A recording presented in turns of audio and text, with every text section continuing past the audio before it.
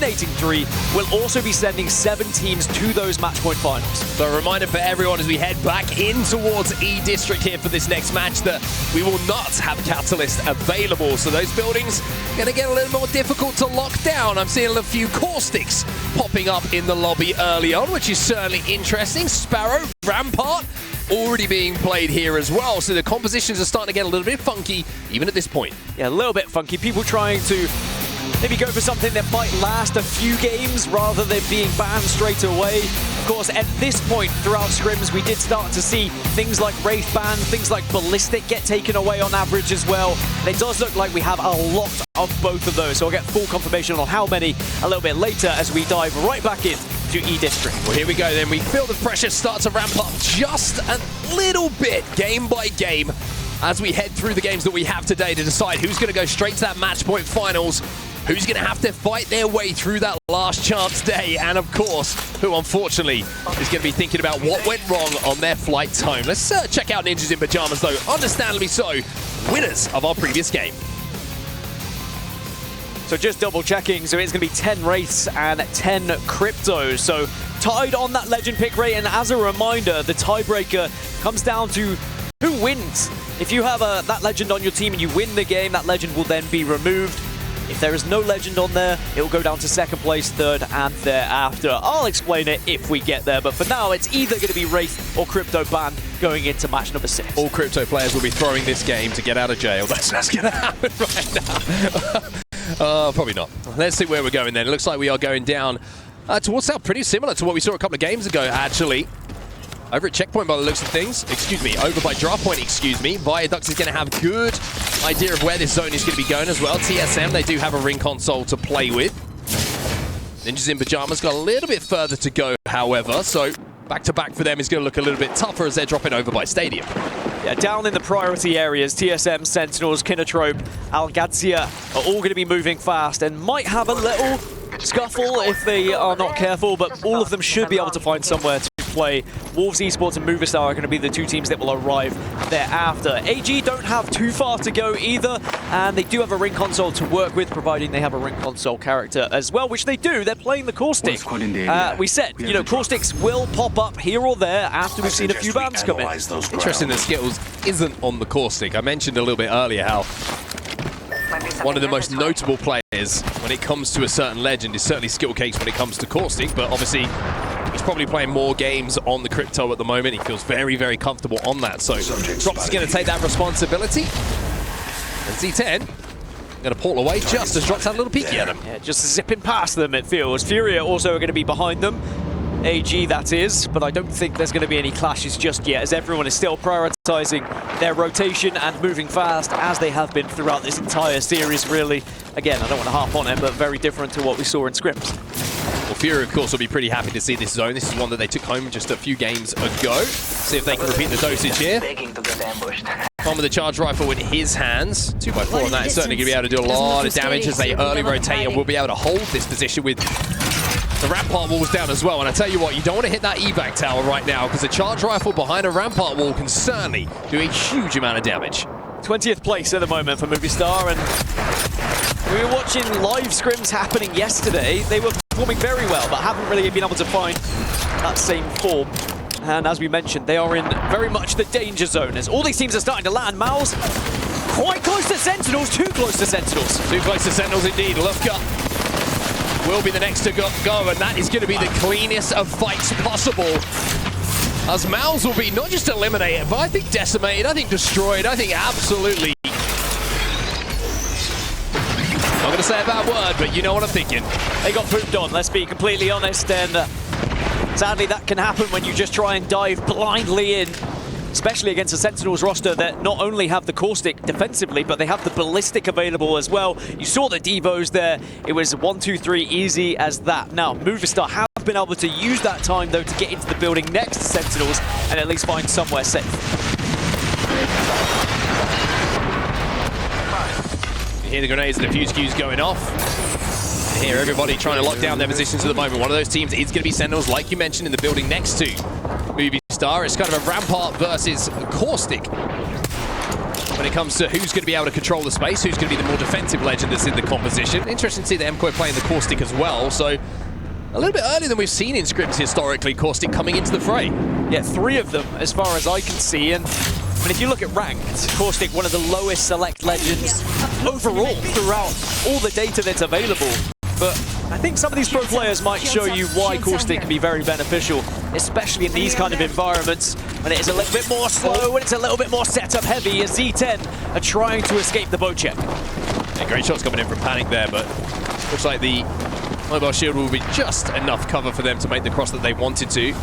Fun's having fun, by the way, with the charge rifle in the feed. You can see he gets the knock onto Cannon. Not sure he's going to be able to convert that one, but TSM, they found a place to play in zone here. They're going to be pretty comfortable, especially with Panic with this boat check, hitting shots like it was a few moments ago.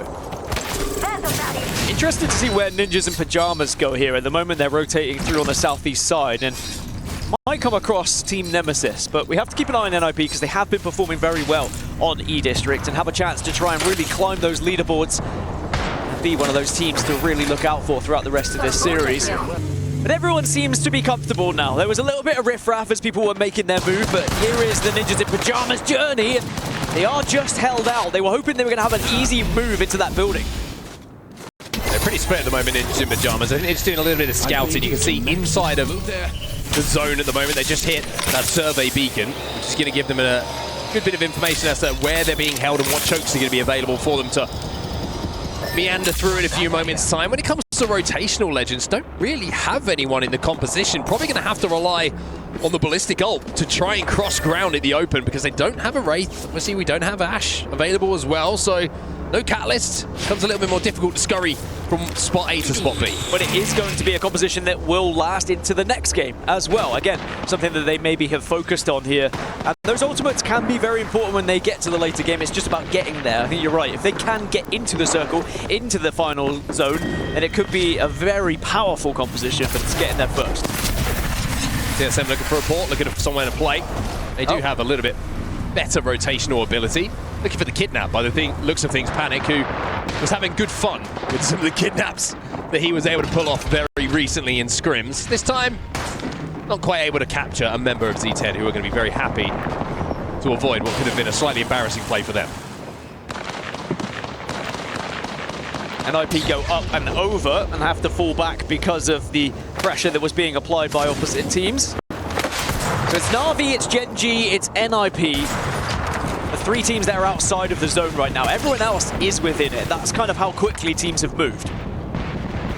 And of course, 36 have been holding it out, Ninjas in Pajamas, for quite some time. And now, turn their attention towards where the zone is going to be going. It is actually pulling down south a little bit from where we saw draft point. And where a lot of teams had bet where this zone is going to be going.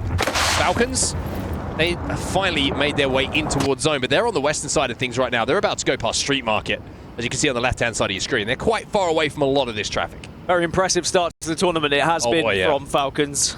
Number 1 in the leaderboard at the moment, 65 points only, really chased by NIP in second. And it looks like they are going to assert the same dominance in the early stages of this tournament as they have been in scrims, really. The most consistent team for sure. They did play the most scrims out of anyone, and they really have been putting in those hours, so it looks like practice is paying off thus far. Oh, 0 though. Can't practice that. That's a difficult one. Hal trying to get the fuse ult down so he can get in a position to get his IGL back on his feet, but there's the EMP. And Falcons, who have been impressive so far, now have to deal with a push coming in from Furia, and there are grenades aplenty going their way. Hal's going to have to leave 0 here, try and keep himself alive. Hal also falls because Team Orchid getting involved and Team Falcons will be eliminated. Now, I would like to say that wasn't my fault. Please no one blame me, as I was just saying how good they were doing. He's in trouble. They will fall in 19th place. 19th for Falcons. First bad game that we've seen from them, though. It's been almost perfect, to be honest with you. The start that they've had in the first 4 games, but in game number 5, not the game they would have wanted. 0 gets picked. And unfortunately for them, they just get pinched as they don't have the timing on that rotate that they were looking for. Na'Vi taking a little bit of damage here. Furia, full of confidence after that, as Ninjas in Pajamas are in the feed as well, taking down a member of Edward Gaming. feel like Na'Vi were trying to make some sort of portal out, but Slab got absolutely ripped apart, so they had to go for plan B, which is just using their own good old 2 feet. As Furia were able to stop them. You can see Furia as well, live in the studio in the Gidia Arena here. The real question is, can Furia find another victory to send themselves up these leaderboards? From that position, they're going to have to do quite a lot of work. Ninjas in pajamas just kind of tiptoeing their way in towards zone. You can see they've secured the space in front of them on the bridge. It will allow them to be safe inside of this zone, but then it's about working their way forward. They've got ALGS underneath them. They've got a couple of teams around them as well. Edward Gaming still have a solo alive below them, even though a couple of players have been dealt with. You can see return on the bottom side of this bridge.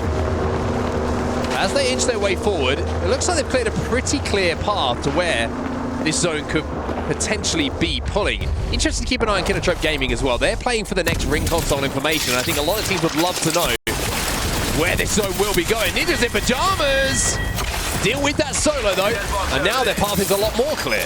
Yeah, they have drawn the attention of ALGS by the looks of it, who are going to look over this one and make it pretty difficult for NIP to make their rotation. Also worth noting, it looks like all gamers have got a mythic bin to work with, but the real question is, can they actually pop it open?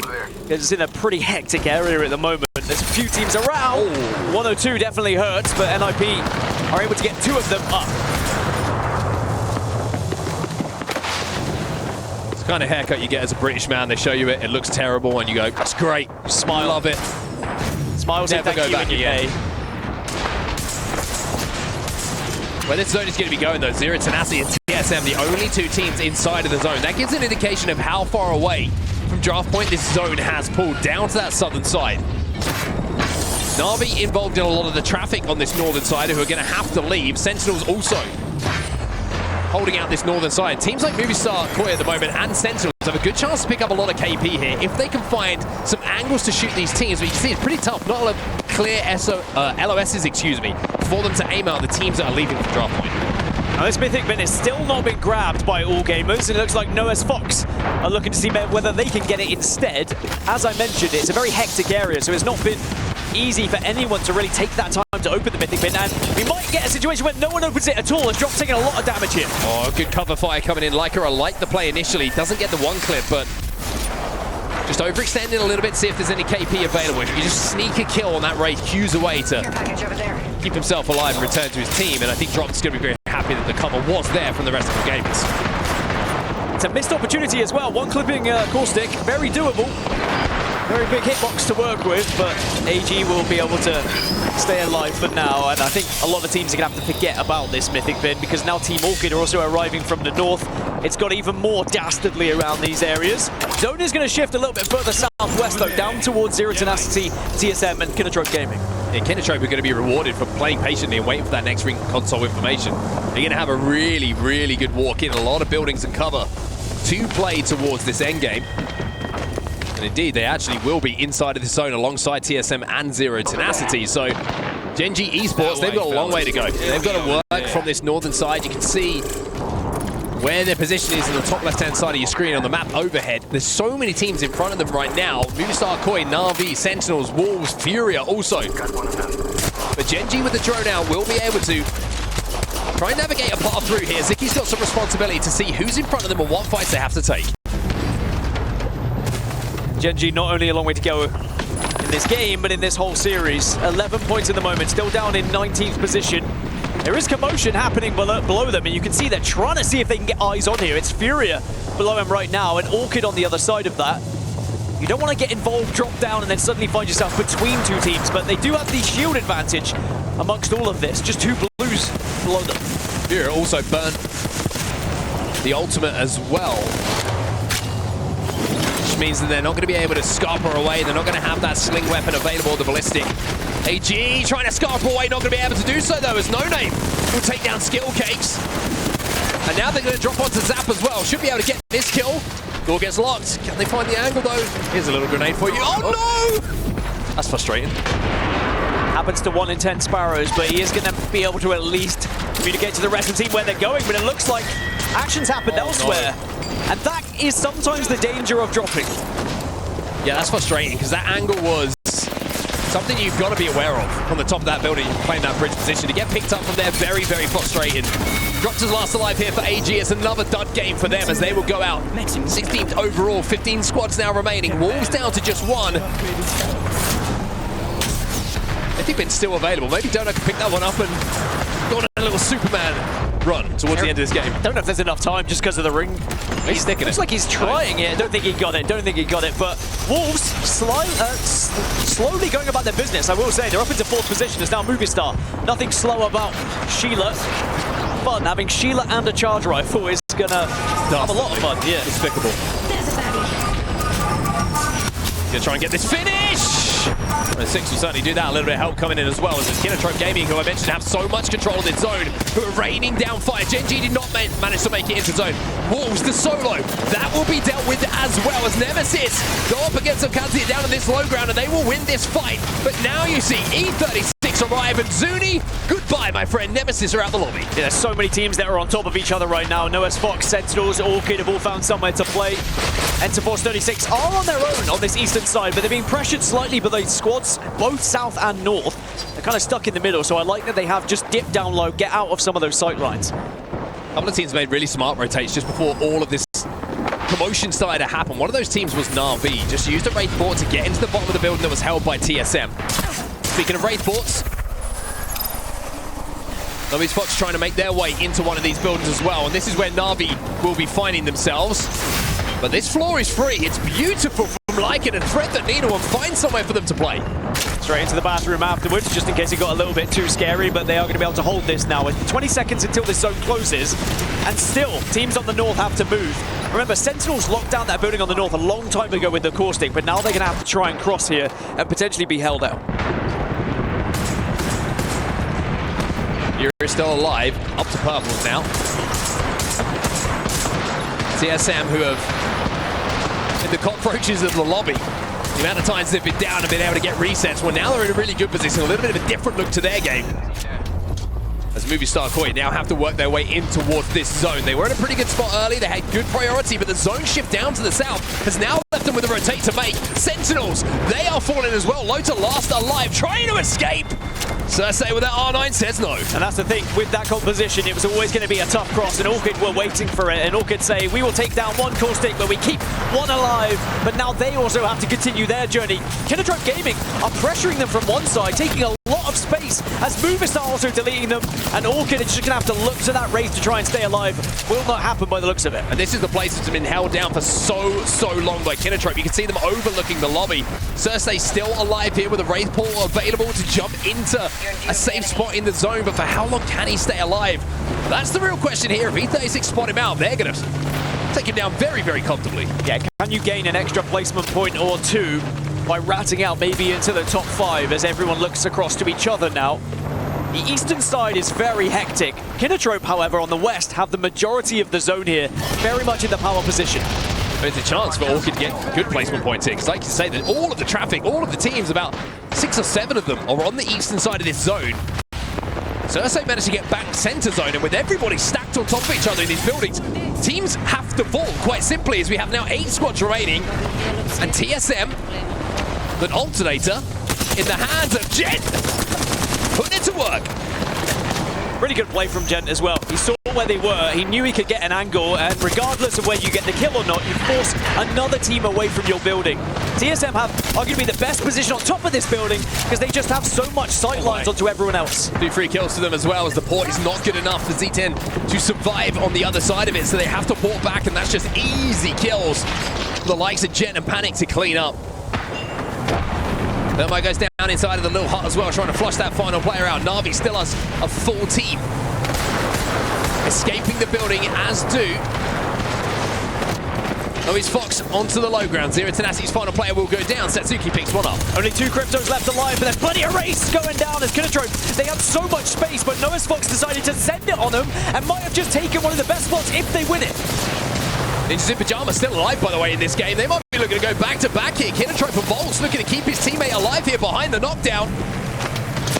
2 knockdowns to play with. Going to have plenty of time to pop this battery as the 1v1 with Lycan will take place, but his purple shields against red. But the HP is pretty similar between the two. EMP coming in as well, which is going to make things a little bit more awkward. Zone also very awkward here for Volts. Has to give that one up, and that will mean they will be eliminated. They will be out of the lobby. Kinotrope go down. Noah's Vox might be next, but E36 are sending it onto Na'Vi, who have to take this fight. TSM still watching it from one side. TSM at one point were really struggling, but now they're very much in this. And Enforce 36 do manage to deal with Na'Vi, though, and they're down on the low ground. The shots coming in from Sinab there with that Devo sling weapon. They are dastardly, and Na'Vi, after being eliminated, will watch the damage coming in from him. TSM down to just Gen. And by the way, NIP still in prime position here. NIP should be able to go back-to-back here by the looks of things. It's Noisy Fox, who are the last team alive. Kurev will go down, but will stay in the game long enough to watch his teammates pick up that win. Ninjas in pajamas, back-to-back here, and keeping that form from Scrims going and keeping that incredible E-District record alive. And not only going back-to-back, but now taking the #1 spot in the lobby. 72 points over